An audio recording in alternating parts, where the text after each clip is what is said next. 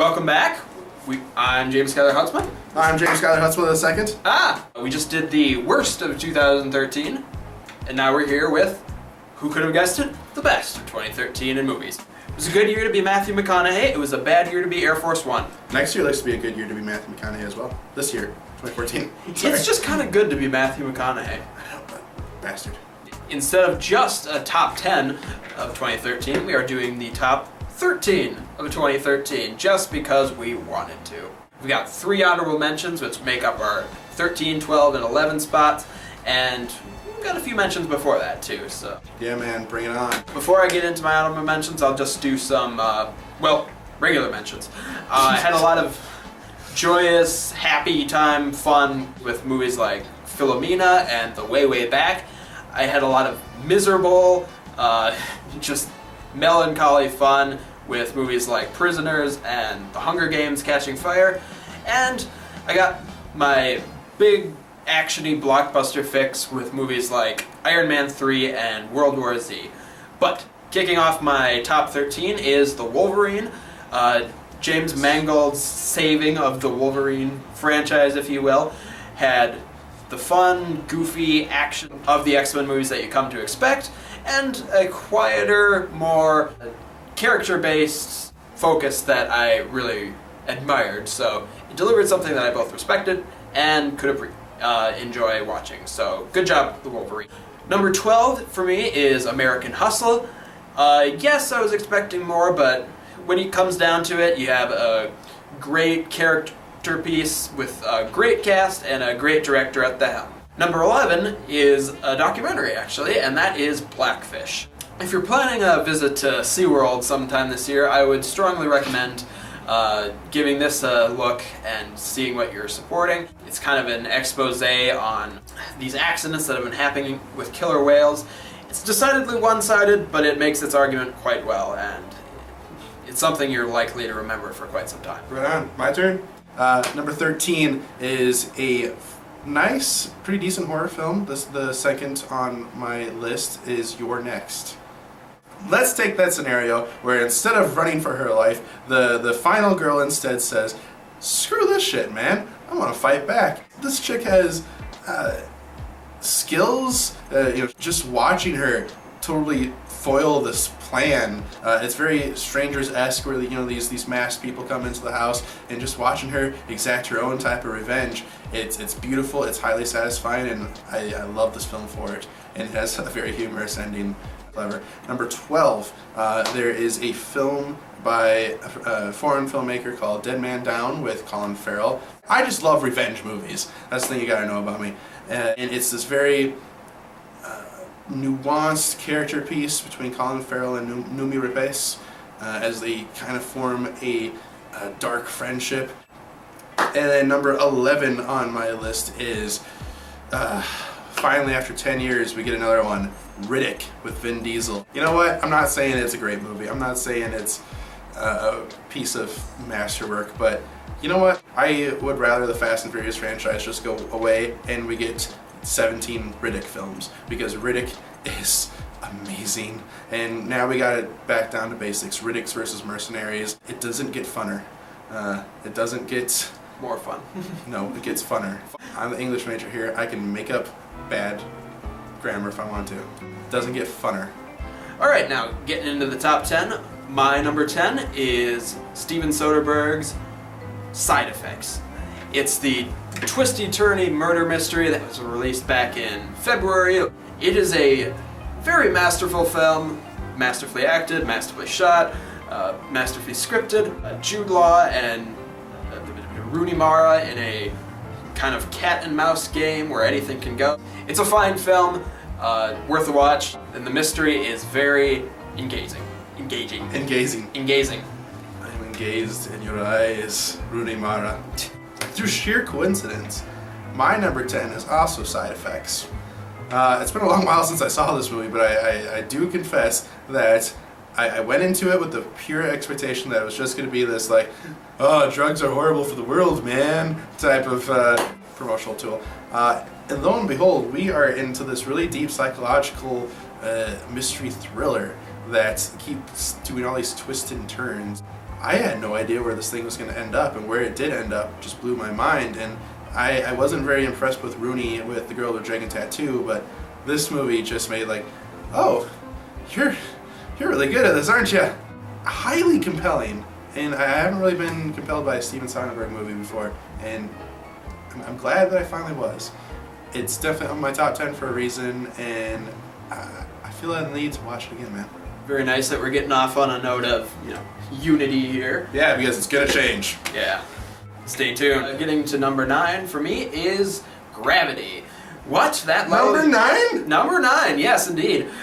The next few movies are gonna shake you up for sure. Alfonso Cuarón's space epic is one of the most beautiful movies I've seen in theaters. Just watching this movie is kind of a masterwork. Just the visual aspects that are going on are crazy. It's kind of deeper message just going on underneath it. The visuals are great. It goes by at a good clip. It's absolutely terrifying. I wish the drama had matched up with the insane qualities of the visuals, but I can forgive it.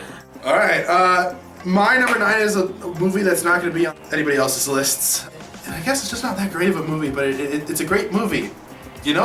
It's not that great of a movie, but it's a great movie. And it is for me. I don't even know who directed it, but The Family. It's this family, a mob family that goes into hiding in France.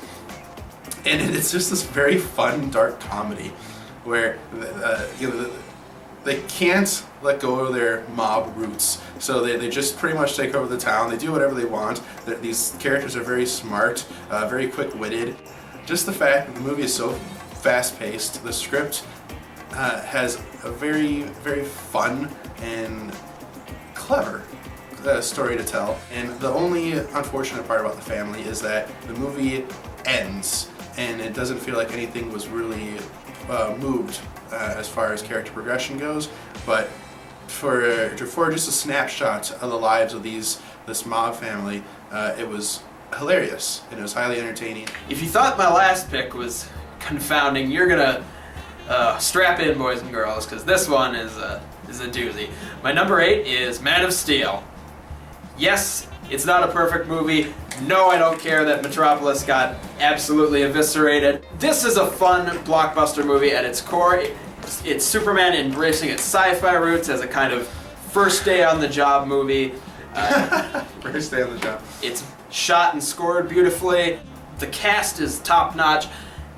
I am very, very interested to find out where this franchise is going. Many will bemoan the serious look at it, but I just call that caring about the characters in the world. It has great replay value. I enjoy watching it immensely.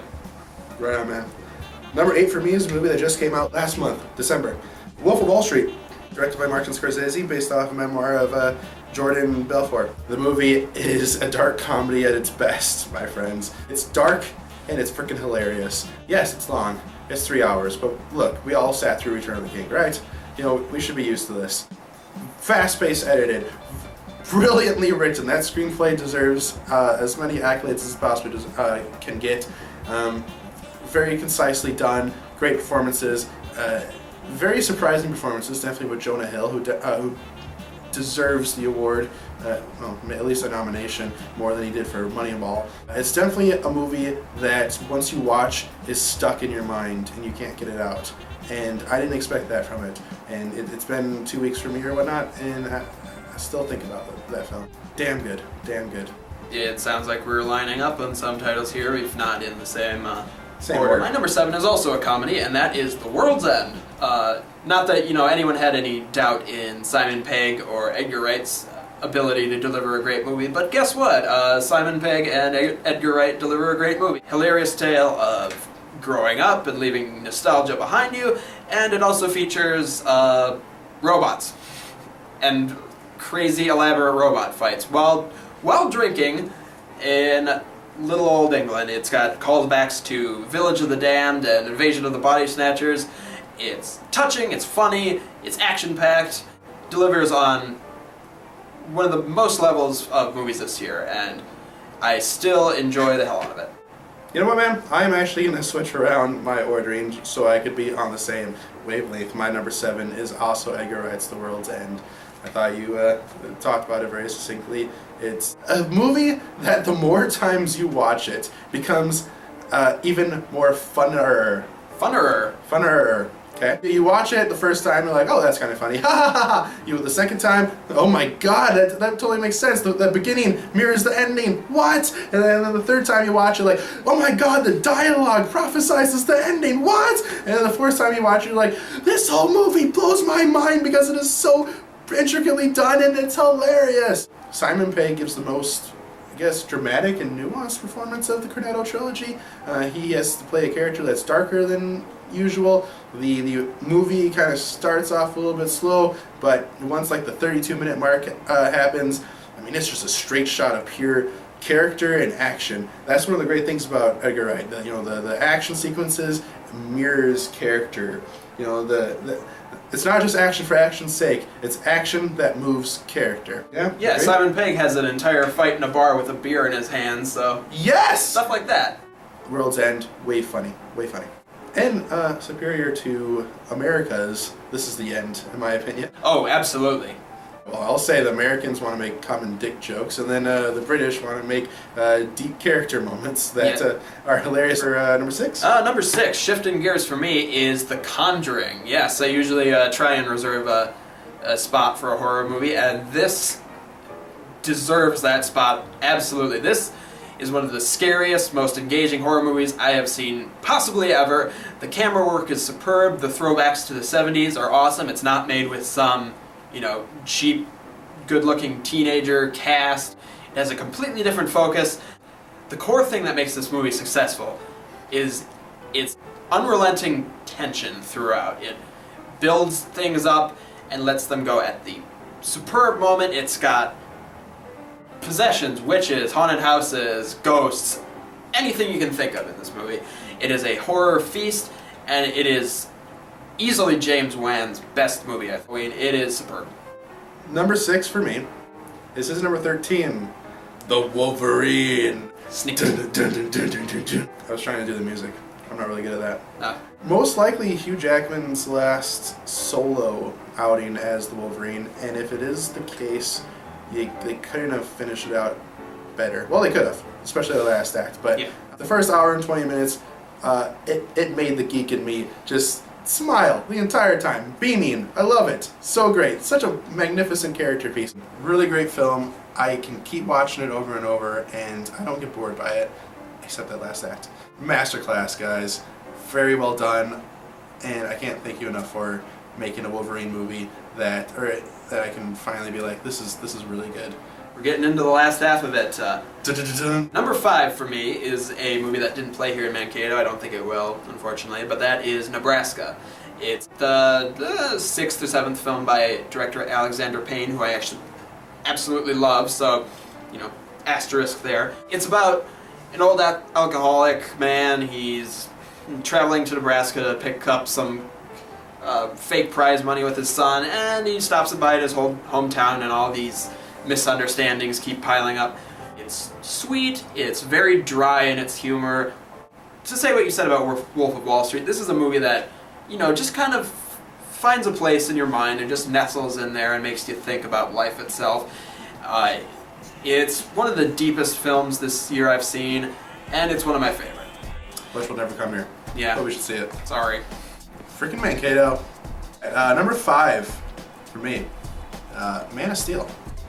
All it needed to do, really, was make Superman relevant again in an era of people who want darker and grittier superhero films. It definitely got darker. It definitely got the visual gritty down, and it tackled Superman from a different perspective. But as far as Man of Steel is concerned, I was impressed with it. I like what they did for the most part. I think that no other director but Zack Snyder could have visually brought it out like it did and make it work with the script that they had. As he said, amazing rewatch value. Just very entertaining film, and just quite the accomplishment to celebrate 75 years of Superman. Man of Steel's back, and I can't wait to see what the future brings for us. All right, well, my number 4, also a very kinetic movie, exact opposite of Nebraska, and that is Rush. Ron Howard's retelling of the rivalry in the 70s between Formula One race car drivers, James someone and... Vanderbeek. Yeah, James Vanderbeek. No, the rivalry between Chris Hemsworth and Daniel Bruhl. Not only did it make me interested in a subject I didn't really care about, which is Formula One racing, it also made me care about the clashing... of the Titans. Clashing egos of these two drivers who are completely different. The drama is just as interesting as the racing. It's awesomely shot and scored, just like Man of Steel, same composer really. Ron Howard elevates above anything he's done before this. Surprised the hell out of me because I was not expecting much out of it. I got way more than I ever thought I was in for, so Rush, my number 4. Number 4 on my list, I think, is Hunger Games: Catching Fire. If you guys haven't listened to our podcast about November 2013 yet, I implore you to do so, because we just went on a gush fest for about 50 minutes about the Hunger Games: Catching Fire, and I just want to say this movie is fantastic. Didn't miss a beat. Such a great, tight script, and very well directed. The action sequences were great. It's just an expertly crafted film, and I've seen it 3 times, and I can't get enough of it, really. Just so damn good. And I don't think Hunger Games was on my list for last year, 2012. So it's a true testament to how damn good Catching Fire was, that it's so close to my top of tops for 2013. Schuyler, what is your numero tres? Numero tres is a film Mr. Simon mentioned earlier, and that is The Wolf of Wall Street. Woo! I was completely ready to write this off.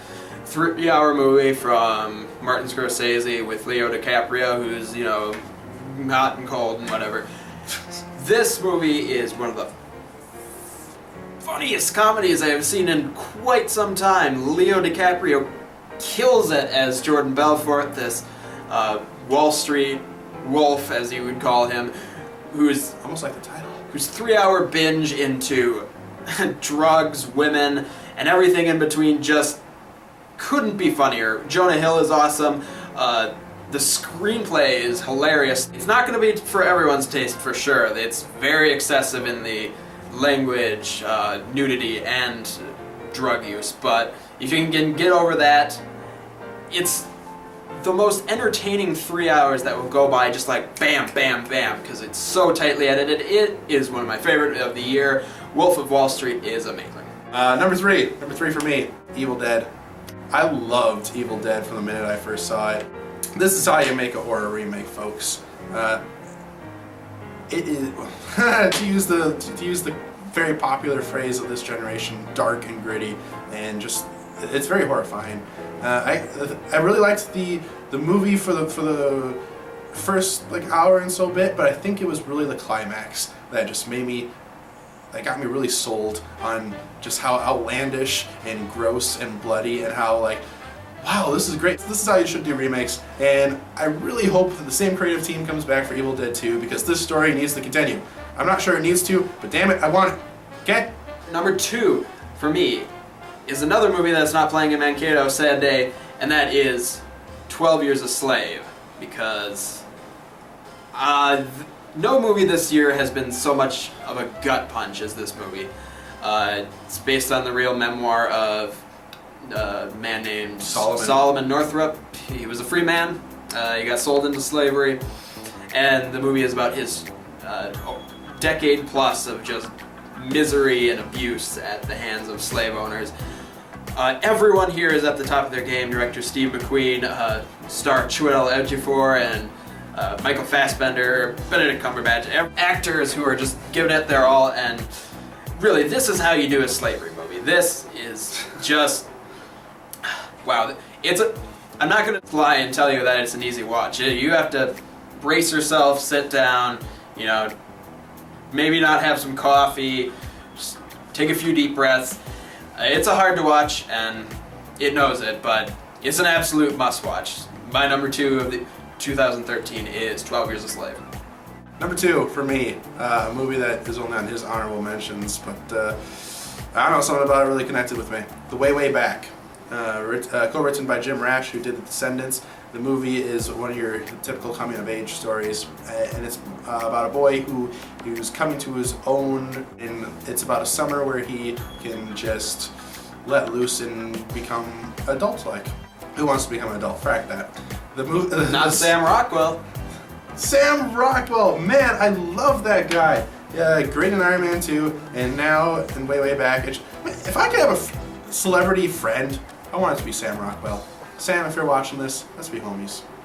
Takes your familiar coming-of-age story and it just makes it fun, and that's not something that happens very often these days, because coming-of-age stories, you could be a millionaire if you wanted to like bet on on all the ones that come out per year.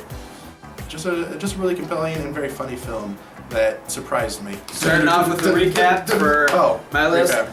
13 is The Wolverine, 12 is American Hustle, 11 is Blackfish, 10 is Side Effects, 9 is Gravity, 8 is Man of Steel, 7 is The World's End, 6 is The Conjuring, 5 belongs to Nebraska, 4 is Rush, Wolf of Wall Street comes in at 3, 12 Years a Slave is the runner-up at number 2, and my number 1 film of 2013 is Mud.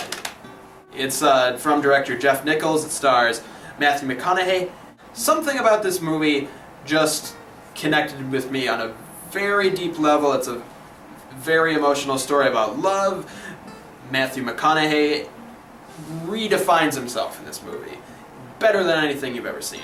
And the kid actors in it, Ty Sheridan and can't remember the other one's name right now, they can easily match him. It's a tight script, tight direction from the same person. The best thing I can say about it is that it's a genuine movie.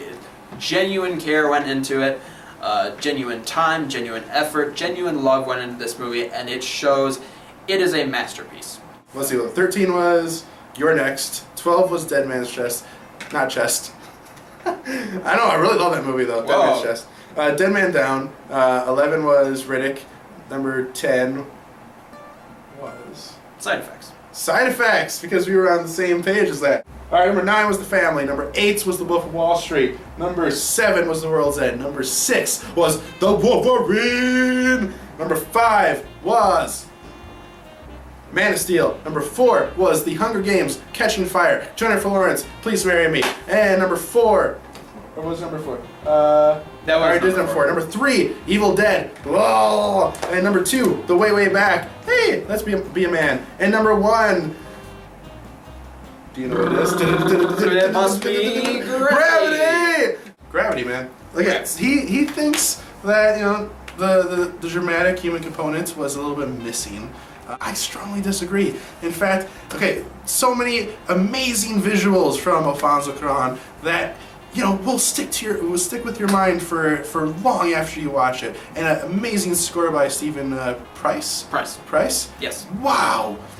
But it is the emotional arc of Sandra Bullock's Ryan Stone, especially the last 40 minutes of just her arc.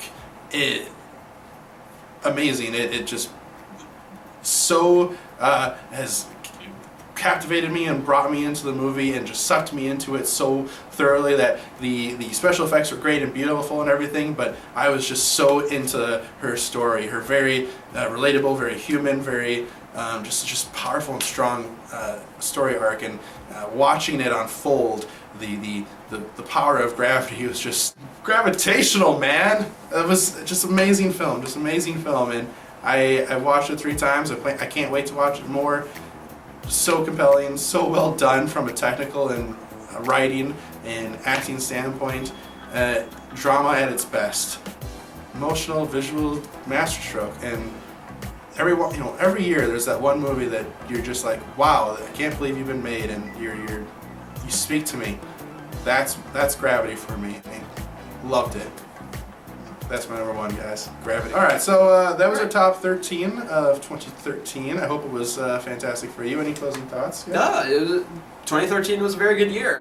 Narrowing it down to top 10 was, really difficult, which is why we just wanted to get so many more names and whatnot in there. So, yeah, I was pretty satisfied with this year. Yeah, the sad part about my list is how there are mostly so many blockbuster, big budgeted type things It's just, unfortunately, a lot of these kind of smaller budget ones haven't really left too much of an impression on my mind. Well, I think... And they just haven't arrived. That too.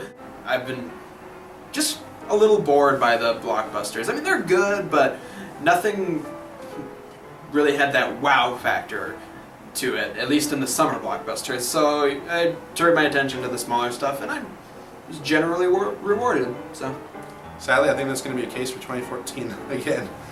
I don't know. 2014's got some good ones coming up in the big stratosphere of movies. So Well, 2013, it was nice knowing you. yes, indeed. We'll be back with some more of our smaller, more extraneous lists. Until then, Thanks for watching. see you later. Bye.